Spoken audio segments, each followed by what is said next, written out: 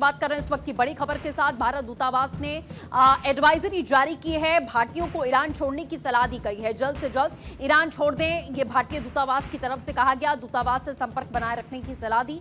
भारतीयों को सुरक्षित निकलने की सलाह दी गई है। सुझाए हुए तय रास्ते से ईरान छोड़ने की सलाह दी गई है। देखिए, काफी सारे लोग थे, छात्र थे, या फिर जो लोग कामकाज के खोज में जाते हैं विदेश, ऐसे भी कई लोग ईरान में मौजूद थे। उन सभी को बाहर आप देखिए कि पहले ही बुला लिया गया, लेकिन जो लोग अभी बचे हुए हैं उनके लिए एडवाइजरी जारी की गई है। पॉलिटिकल एडिटर अदिति नागर हमारे साथ में जुड़ चुकी हैं। अदिति, भारतीय दूतावास की तरफ से साफ ये एडवाइजरी जारी की गई है, रूट भी तय बताया गया है कि तय रास्ते से आप जल्द से जल्द ईरान छोड़ेंगे। एडवाइजरी कितनी महत्वपूर्ण है?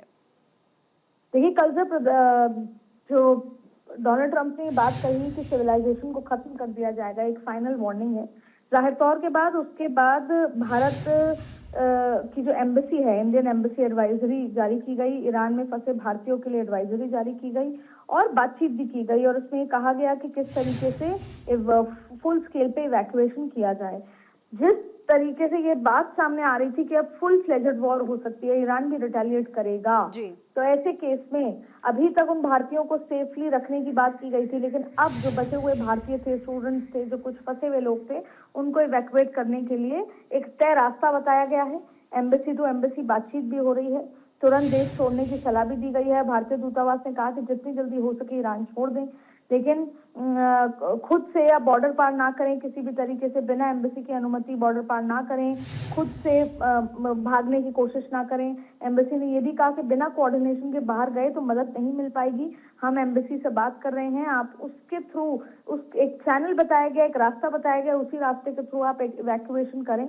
और कई जगह ये कहा गया है कि जब तक आप नहीं पहुंच पाते कहीं, तब तक आप इंडोर में रहें और बाहर ना निकलें। तमाम तरीके की बातें कही है। एम्बेसी से लगातार संपर्क है, हर मोमेंट एम्बेसी के गाइडेंस में ही हो।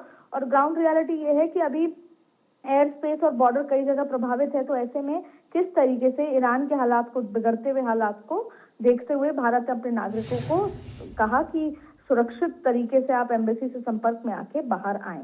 लेकिन अब जिस तरीके से सीज फायर हो गया है, शायद ये आसान हो गया। ये कल एडवाइजरी की बात कही गई थी, लेकिन आज जिस तरीके से अगले सीज फायर के लिए कहा है 14 दिन के लिए, 2 हफ्ते तक के लिए, तो ऐसे में इस बीच में कोशिश की जाएगी इंडियन एम्बेसी द्वारा कि वो तमाम लोगों को वहां से सेफली इवैक्यूएट कर दें।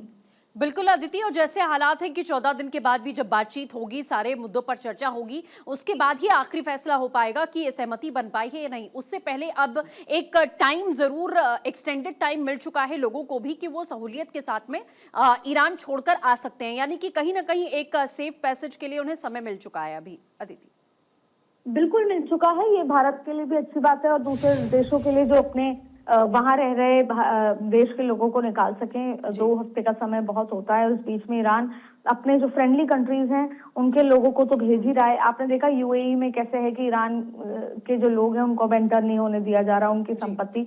तो फ्रेंडली कंट्रीज के साथ जाहिर तौर पे इवैक्यूएशन, जिसमें Bharat one of the friendly countries माना जाता है, उनके लिए बहुत अच्छी बात है। दूसरा ये देखिए कि राजनाथ सिंह की आज अहम बैठक है। आज रक्षा मंत्री राजनाथ सिंह मिडिल ईस्ट के बढ़ते तनाव को लेकर भी हाई लेवल सुरक्षा समीक्षा करेंगे और ये बताया जाएगा कि किस तरीके से, क्या टर्म्स एंड कंडीशन से बात हो रही है। भारत के लिए एंगल थोड़ा डिफरेंट होता है, क्योंकि अक्सर ये माना जाता है कि भारत जो विश्व गुरु के तौर पर देखा जाता है, वो मध्यस्थता कराता है, लेकिन यहाँ पर पाकिस्तान ने मध्यस्थता कराने की पहल करी है। जाहिर तौर पर तमाम मुद्दों पर चर्चा होगी और इस बैठक में CDS, chief of defence staff होंगे, तीनों सेनाओं के प्रमुख हो सकते हैं, रक्षा मंत्रालय के टॉप अधिकारी हो सकते हैं। ईरान इजराइल टकराव का असर, क्षेत्र में बढ़ते युद्ध जैसे हालात, ड्रोन मिसाइलों की स्थिति, 2 हफ्ते बाद क्या कुछ संभव है, वैश्विक सुरक्षा पर असर, भारत की सुरक्षा तैयारियां, हाई अलर्ट, समुद्री रास्तों की सुरक्षा पर फोकस। और इस बीच में जो 2 हफ्ते का सीज फायर है, हमारे जो 17 जहाज फंसे हुए हैं स्ट्रेट ऑफ हॉर्मुज में, उनको कैसे निकाला जाए, उसकी क्या स्ट्रेटेजी होगी, उससे पेट्रोलियम मंत्रालय से ही बातचीत होगी। खाड़ी क्षेत्र में मौजूद भारतीयों के हितों की रक्षा और भारतीय नागरिकों की सुरक्षा, स्ट्रेट ऑफ हॉर्मुज पर नजर, सरकार का संदेश, इन तमाम तरीके की चीजों पर जो टॉप प्रायोरिटी है उसको लेकर आज राजनाथ सिंह की बैठक में भी बातचीत की जाएगी।